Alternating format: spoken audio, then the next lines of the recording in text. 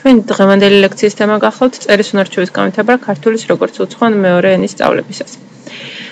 წერის უნარჩვევა ძალიან ხშირად გამოიყენება არა როგორც თვითმიზანი, არამედ როგორც სხვა მიზნის მიღწევის საშუალება.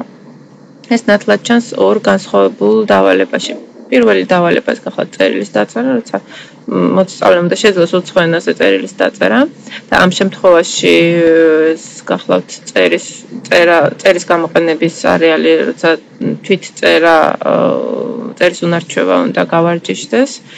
ხოლო მეორე დავალებაში მიზანი დავალების არის ლექსიკა გრამატიკის განვითარება ან გავარჯიშება, ხოლო წერის უნარჩვევა არის მხოლოდ დამხმარე საშუალება იმისთვის, რომ ამ მიზანს მივახციოთ. წერის უნარჩვევის ასეთი დაყოფა ორ სფეროდ, წერა როგორც მიზანი და წერა როგორც საშუალება გარკვეული მიზნის მიღწევისთვის, ეს არ არის მხოლოდ ენის დიდაქტიკისთვის დამახასიათებელი დაყოფა. ის გვხდება ყოველდღიურ ცხოვრებაში, რეალურ საწერ სიტუაციებშიც. იმისთვის, რომ უფრო კარგად განასხვავოთ ეს სფერო, როცა წერა თვითმიზანია და მეორე სფერო, როცა წერა გარკვეული მიზნის მიღწევის საშუალებას გვაძლევს, გთხოვთ გაითვალისწინოთ თქვენი საკუთარი გამოცდილება და მოიფიქროთ რეალური ცხოვრებისეული სიტუაციები, რომლებშიც შემსწავლელს შეიძლება დასჭირდეს ქართულ ენაზე წერა ერთი მხრივ როგორც მიზანი და მეორე მხრივ როგორც დამხმარე საშუალება სხვა მიზნის მიღწევისთვის. ხოთ შეასრულოთ ეს დავალება, გააჩეროთ ვიდეო ამ დროს და შემდეგ გააგრძელოთ მისი მოსმენა. შესავალ ლექციებში მეგესაუბრეთ იმაზე, რომ თანამედროვე მეთოდიკა ითვალისწინებს ენობრივ რეალობას, ის არ ასწავლის ენას როგორც მკვდარ ენას, არამედ ასწავლის ენას იმისთვის, რომ შემსწავლელმა შეძლოს მისი გამოყენება რეალურ საკომუნიკაციო სიტუაციაში, ეს იქნება ზეპირი სიტუაცია თუ წერითი. იგივე ეხება წერის უნარჩვევის განვითარებას. თუ დააკვირდებით წერის საკომუნიკაციო სიტუაციები თანამედროვე ეპოქაში კიდევ უფრო მრავალფეროვანია, ვიდრე ეს გასულ საუკუნეებში იყო. გთხოვთ გაითვალისწინოთ თქვენი გამოცდილება, რა სიტუაციებში გჭირდებათ თქვენ თვითონ წერა და შეადაროთ თანამედროვე არეალი წერითი სიტუაციების გასული საუკუნის ან გასულ ეპოქებს. ის განსხვავება, რაც შესამჩნევი არის თანამედროვე ეპოქაში, წესით აისახება თანამედროვე სახელმძღვანელოებში.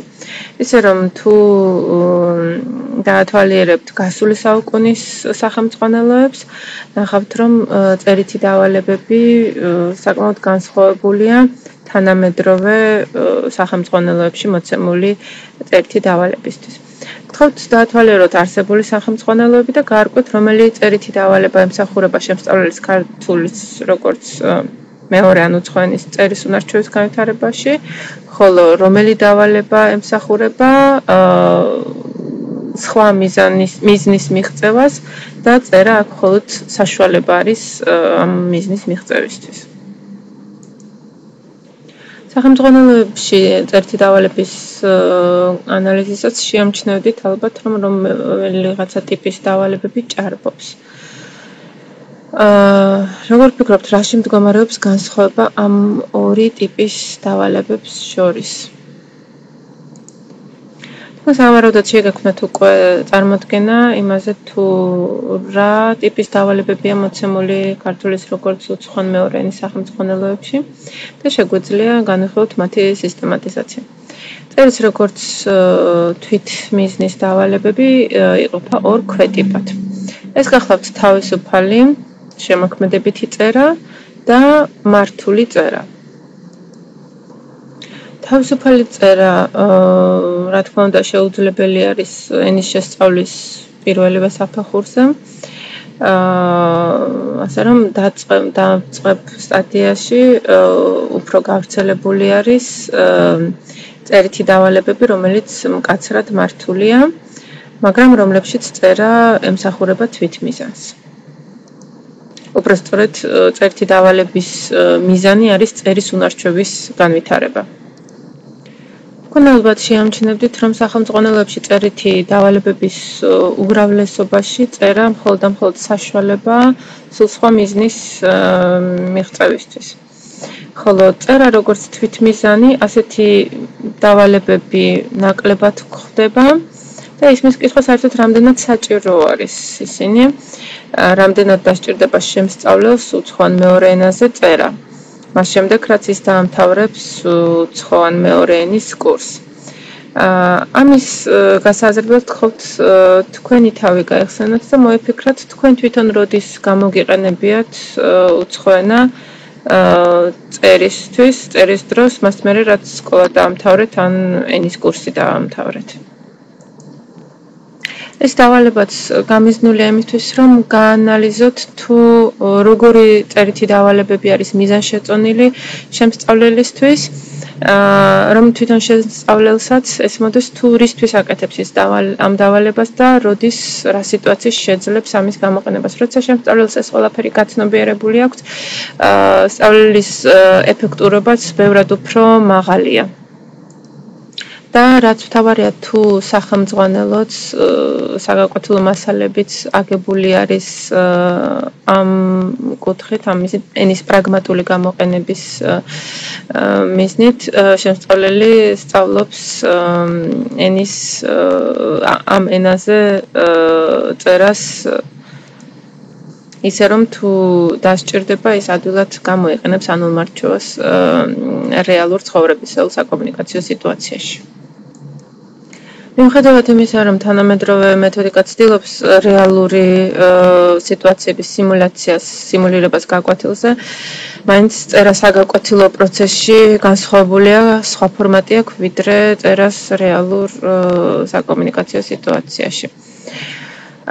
გაკვეთილზე წერის საკომუნიკაციო მიზანი ეს არის ფორმალური და არაფორმალური წერილები, ფორმულარები და წერის პრაქტიკული დანიშნულება ეს გახლავთ საშინაო დავალებების გაკეთება, ტექსტების დამუშავება, ჩანიშვნების ან ჩანაწერების გაკეთება, ლექსიკურ-გრამატიკული დავალებების შესრულება და დიფერენცირება შემსწავლელის ტიპის მიხედვით, ტემპის, ინტერესთა სფეროს დონის მიხედვით სხვადასხვა დავალებებს შეიმუშავებს ხოლმე მასწავლებელი. მიუხედავად იმისა, რომ წერის უნარჩვევას ჩვენ ამ ლექციაში ცალკე განვიხილავთ, ეს იმას არ ნიშნავს, რომ წერის უნარჩვევა ცალკე ისწავლება.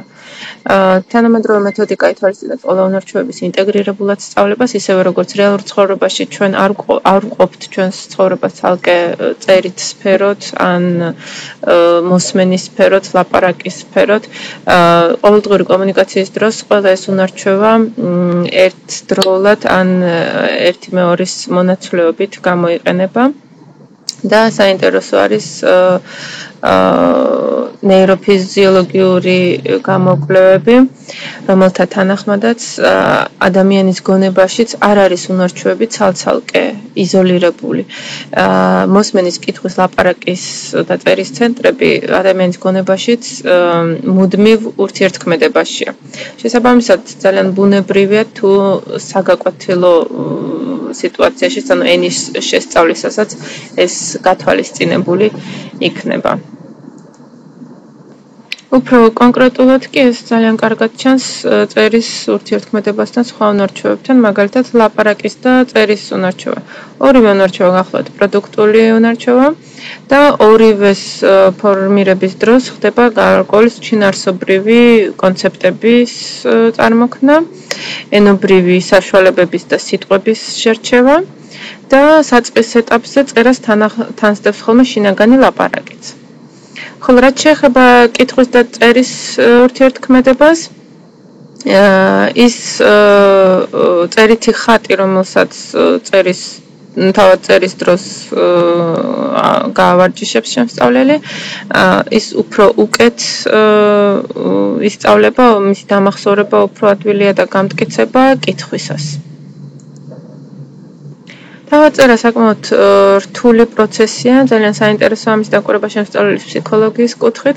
წერის დროს სხვადასხვა გზნობათა ორგანო არის ჩართული ამ პროცესში.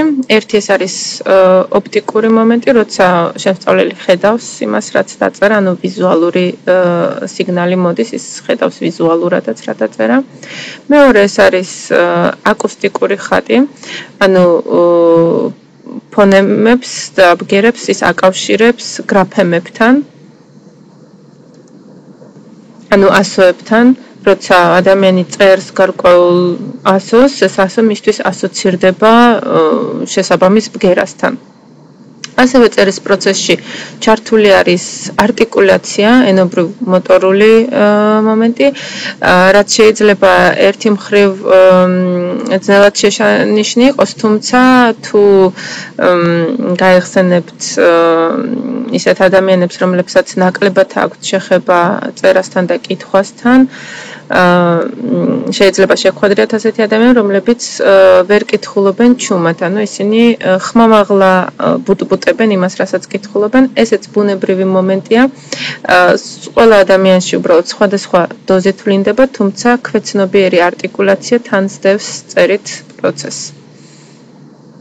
და მოტორიკაც ჩართულია წერის პროცესში, კერძოდ ხელის მოძრაობა.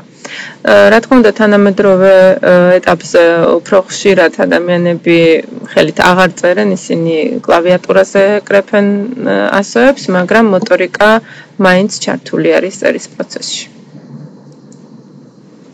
გრძნობათა ორგანოების ასეთი ჩართულობა წერის პროცესში ბევრ შემსწავლელს უადვილებს მასალის ათვისებას, ანუ ის უკეთესად ითვისებს ინფორმაციას მაშინ, როცა მას საშუალება აქვს წერითი ფორმით დააფიქსიროს ეს ინფორმაცია.